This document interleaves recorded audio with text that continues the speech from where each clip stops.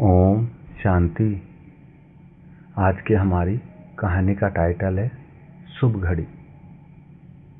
एक बार की बात है, एक बार एक पेड़ के ऊपर एक बंदर और बंदरिया बैठे थे और उसी पेड़ के ऊपर एक तोता और मैना भी थे। और तोता मैना बात कर रहे थे कि ये अभी ऐसी शुभ घड़ी चल रही है, अगर इस शुभ घड़ी में ये बंदर और बंदरिया नीचे कूद जाए तो ये राजकुमार राजकुमारी बन सकते हैं। और तोता मैना की ये बातें बंदर बंदरिया सुन रहे थे। तो बंदरी ने बंदर को कहा, चलो अपन कूद जाते हैं और राजकुमार राजकुमारी बन जाते हैं। तो बंदर तो मना करने लगा कि ऐसे कोई राजकुमार राजकुमारी बनते हैं क्या, हम तो यहाँ पे ही ठीक है।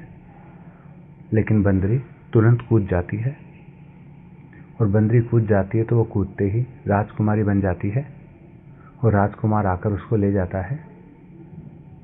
और ये दृश्य बंदर देखकर बंदर सोचता मैं भी कूद जाऊं, और वह भी कूद जाता है। लेकिन बंदर कूद जाता है तो बंदर की हड्डी टूट जाती है, पाँव टूट जाता है और वह राजकुमार नहीं बनता, बंदर का बंदर ही रह जाता है। तो वो ऊपर तोता मैना की तरफ देखकर बोलता है कि ये क्या, बंदरिया तो राजकुमारी बन गई और मैं बंदर का बंदर ही रह गया। तो तोता मैना उसको कहते हैं ये घड़ी की बात है, वो उस शुभ घड़ी की बात थी जिसमें बंदरिया कूद गई और तुमने आनाकानी करी, तुम देखते रहे और तुम घड़ी बीतने के बाद में कूदे, इसलिए तुम बंदर के बंदर ही रह गए। तो ये है शुभ घड़ी का महत्व।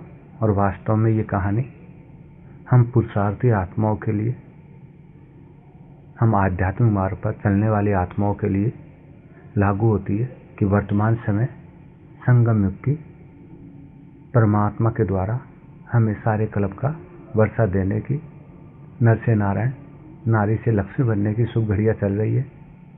और इस शुभ घड़ी के अंदर हम विकारों की डाल से, देवीमान की डाल से, अहंकार की डाल से नीचे कूदेंगे, माना इनको छोड़ेंगे, आत्मज्ञानी बनने का पुरुषार्थ करेंगे, दिव्य गुणों को धारण करेंगे तो हम जरूर नर से नारायण नारी से लक्ष्मी, राजकुमार राजकुमारी बनेंगे।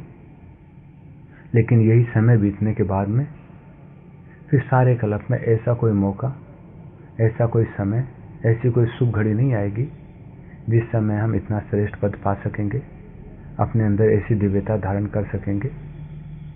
ये शुभ घड़ियों का समय अभी का समय है, संगम युग का समय है। तो इस संगम युग पर हमें परमात्मा जो तोता मैना की तरह मीठी मीठी बातें हमें सुना रहे हैं, देवमान को छोड़ने के लिए प्यार भरी मुरली, अच्छी अच्छी शिक्षाएं दे रहे हैं। तो उन शिक्षाओं को धारण करके निश्चय बुद्धि बन करके देवीमान की, अपने पोस्ट पोजीशन की, अपने अहंकार की डाल को छोड़कर आत्मज्ञानी बनने की, श्रीमत पर चलने की छलांग लगा देंगे तो हम अवश्य ही राजकुमार राजकुमारी बनेंगे।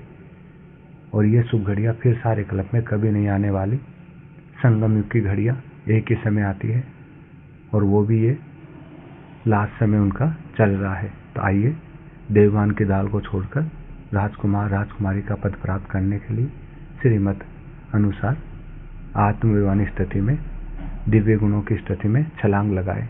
अच्छा, ओम शांति।